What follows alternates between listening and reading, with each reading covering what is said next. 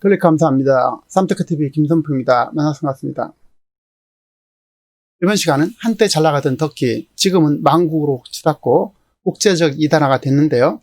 왜 한국은 터키를 닮아가야 할까요? 한중 친밀 상징, 영광에서 몰락의 길, 터키 화폐 리라 가치는 78% 떨어졌는데요. 한국의 원화 가치는 어떻게 될까요? 달러의 가치는 왜 소중하고 왜 달러를 확보해야 되는지 알아보도록 하겠습니다. 자, 신문 헤드라인 몇 개 보고 말씀을 나누겠습니다. 미 쿠르드 반군 공격 중인 터키 정부 제재를, 터키 리라 폭락됐죠. 유럽으로 위기 번질까? 터키 예와 부채 공식 발표와는 달리 GDP의 70% 육박한다. 한국도 50% 육박하고 있죠. 터키 외채 GDP 절반 넘고 70%가 기업 빚이다. 회사채 발행, 또 글로벌 금융위기나 잘 나가던 터키, 베네수엘라 경제 먹구름 왜 그럴까? 이 쿠르드 반군 공격 중인 터키 정부 제재를 했다.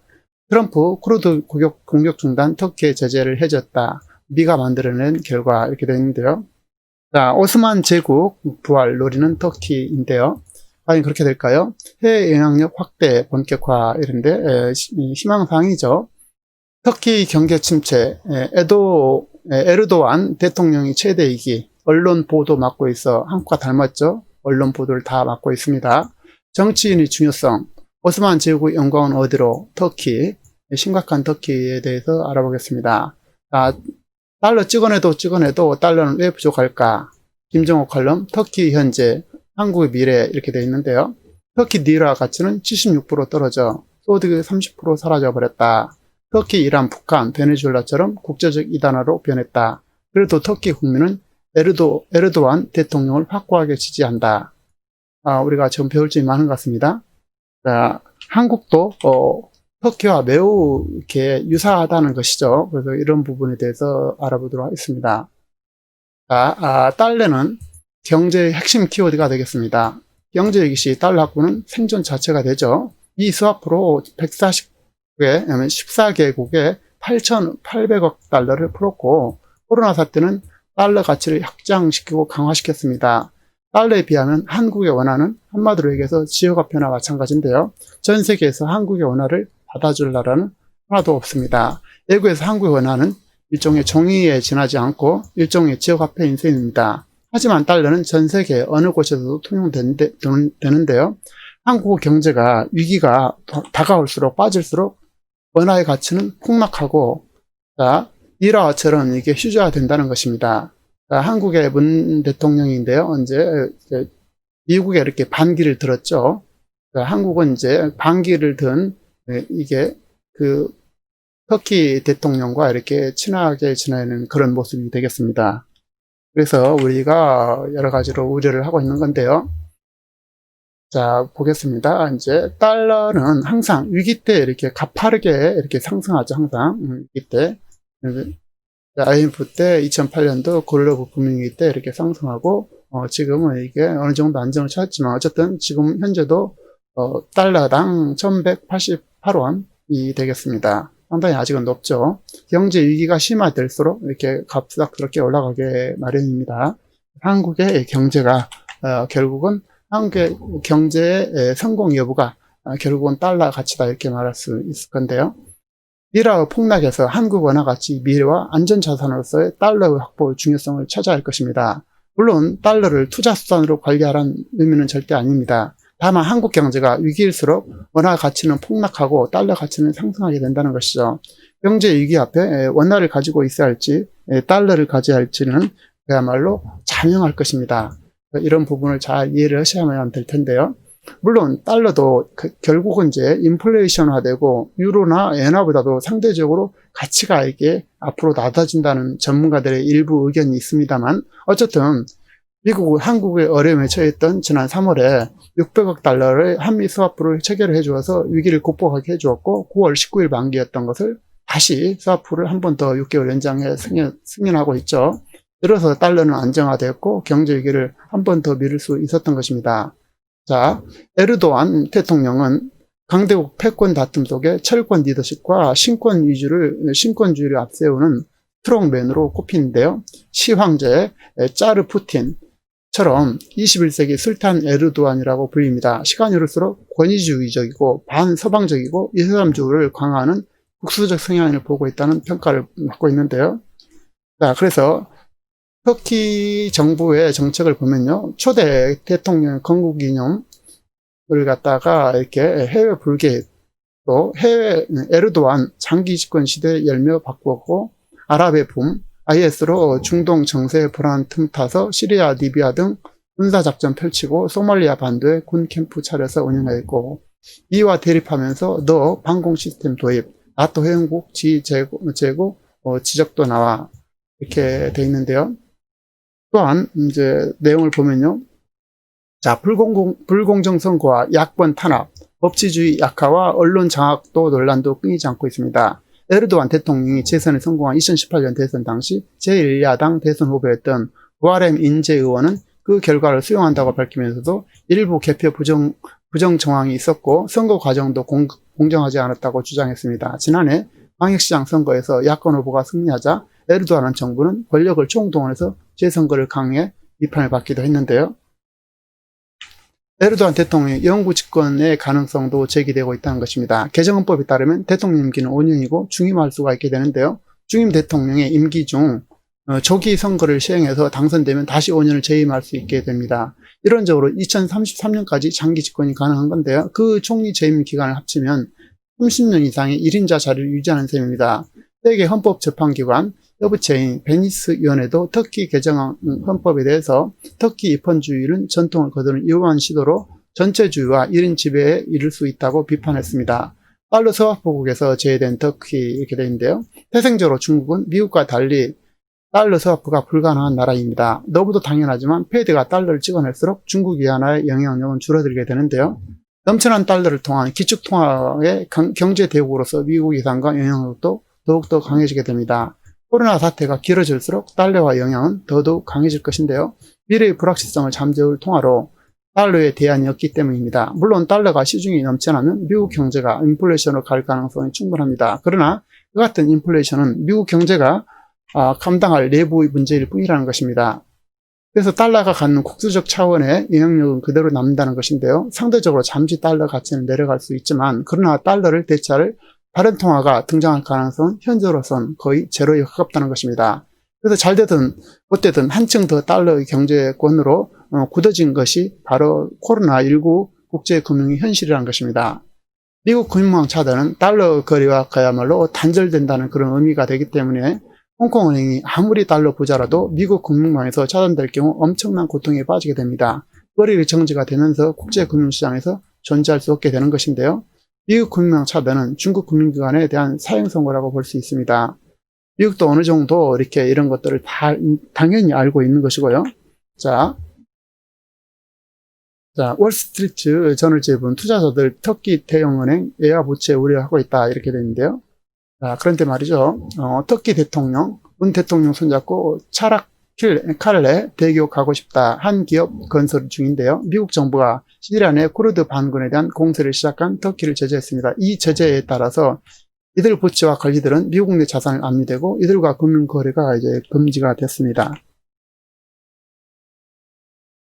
자, 도널드 트럼프 미국 대통령도 이날 트위터에서 올린 성명서에서 터키산 철강에 대한 관세를 50% 올리고 터키와 무역 협상을 중단할 수 있다고 경고했습니다.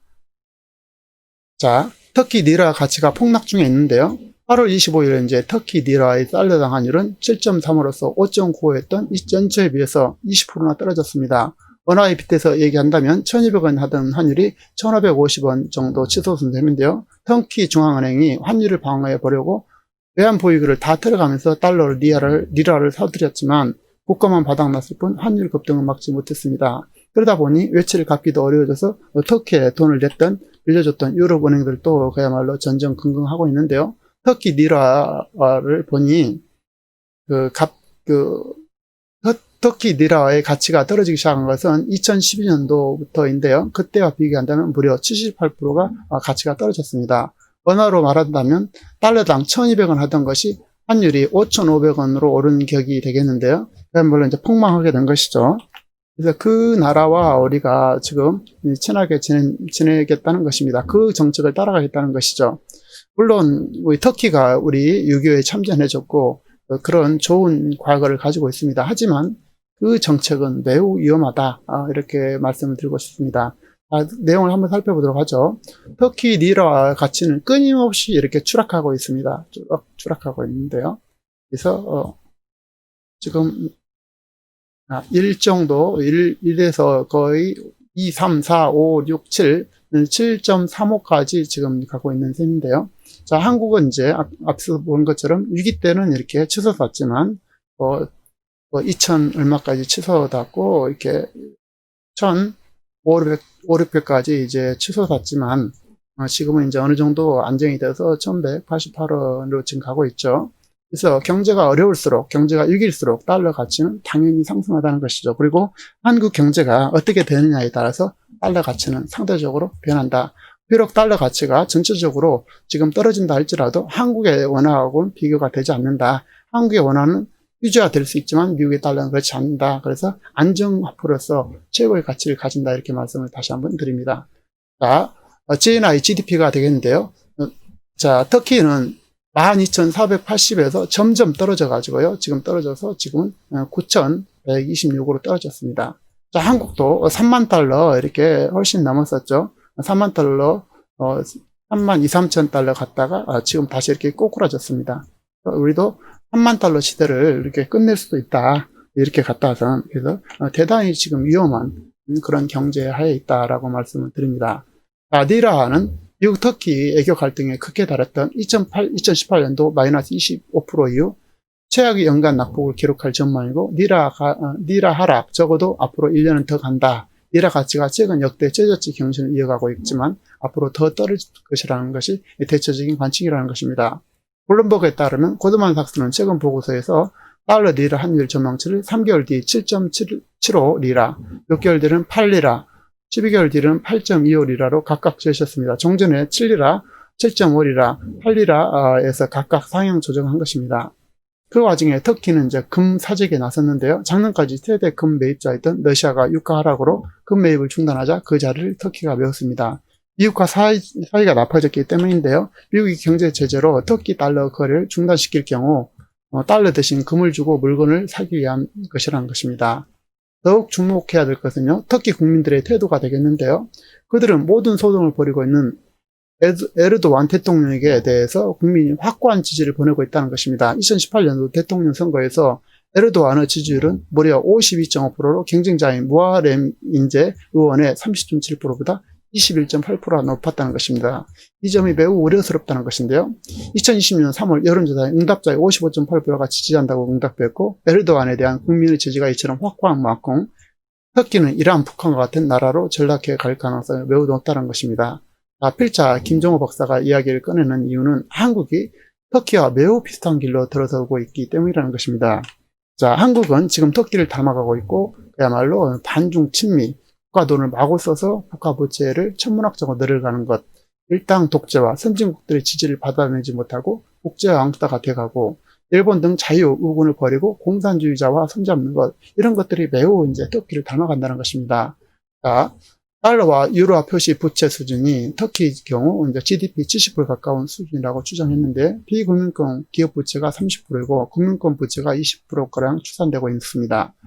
그야말로 터키 경제는 매우 나쁘고 망가지고 있는 중인데요. 2018년도 9월 터키는 연간 24.52, 월간 6.3% 정도로 15년 만에 최고를 찍은 물가 상승률을 허덕이고 있고 예하 부채만 해도 4,667억 달러에 달해서 GDP의 55%나 될 정도이고 요거 이제 70% 정도로 이렇게 간다는 것이죠. 한국도 지금 50% 치닫고 있는 것인데요.